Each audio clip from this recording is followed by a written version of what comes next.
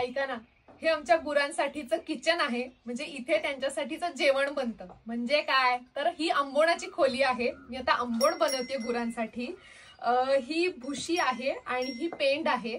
पण हे व्यवस्थित नरम होण्यासाठी मी ह्याला किमान 4 तास भिजण्यासाठी लागतात याला. त्यामुळे मी हे दुपारीच भिजत घातलं होतं. आता संध्याकाळचा आंबोण मी घालणार आहे सगळ्यांना.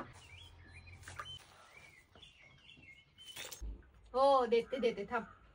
आंबोण पाहिजे? भूक लागली? ही कडबा कुट्टी आहे. भुशी आणि पेंड कालवून झालेली आहे. तर त्याच्यामध्ये हे घालणार आहे मी.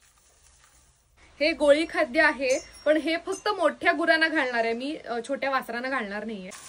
हे आंबोण कालवल्यानंतर त्याचा इतका मस्त खमंग वास येतो ना, मलाच खावंसं वाटतं काही वेळेला. आंबोण तयार आहे. त्यांनाही भूक लागली. चला देते त्यांना.